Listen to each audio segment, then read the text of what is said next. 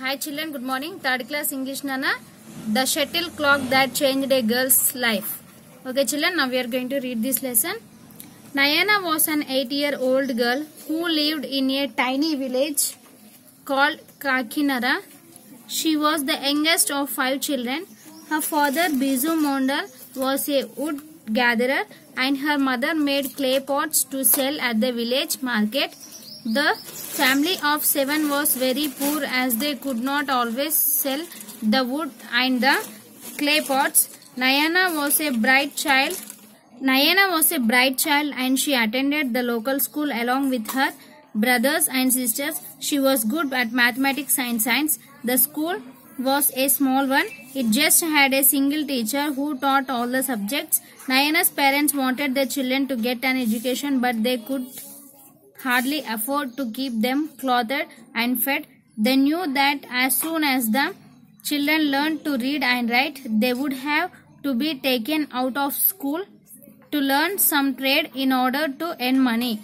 Nayana would often dream about leaving the village once she grew up and going to live in the big city of Kolkata. She had seen some pictures of the bustling city once when her brother had brought a magazine home. She wondered how she could make this dream a reality. One Sunday, Nayana went with her father to help carry some twigs back home. They wandered deep into the forest and started their work. Nayana walked a little further away to collect some fresh twigs. She came upon a small clearing where she heard some voices and laughter. Being a shy girl, she hid behind some bushes and picked out a group of boys and girls who looked to be in their teens. Seemed to have come for a picnic in the forest. A few of them were sitting in a mat having lunch, and 2 girls were playing a game with 2 bats and a light objects that they kept tossing to each other.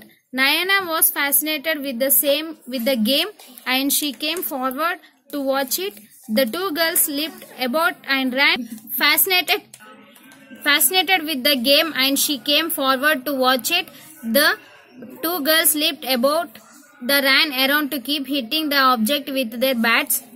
As she watched, one girl missed her turn and the light flower-like object flew and landed right at Nayana's feet. Before she could react, the players had seen a little girl standing here shyly. They came forward and smiled at her. "What is your name?"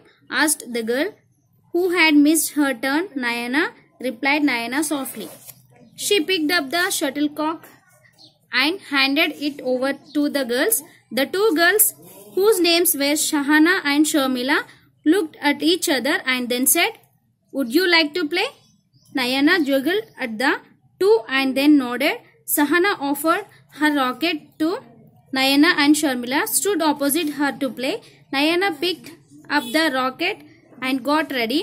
The shuttlecock came at her and she hit it with her might. To her surprise, Sharmila could not lob it back. She served again and the same thing happened thrice. The 2 girls stared at each other and then called the rest of their group who were watching Nayana play assess it will. They had a small discussion and then asked Nayana where she lived. Nayana pointed towards her father who was sleeping after lunch. The group took Nayana by hand and went to wake Bizu up. "Your daughter plays badminton very well. She should get proper training," they told Bizu. Bizu was amazed. He could hardly figure out what they were saying.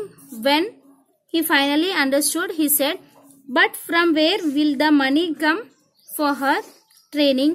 We can hardly eat, let alone train her in some game." Sharmila assured him that they belonged to an academy in Kolkata when offered grants of money for such deserving children. Bizu wept with joy when he heard this. Nayana could hardly keep still in excitement. Her dream of going to the big city was about to come true. They went home and after a week, Sharmila and Sahana came to take Nayana back with them with them to live in the academy hostel. Naina was on her way to become a badminton player. Okay, children, read this lesson, Nana. Next year we have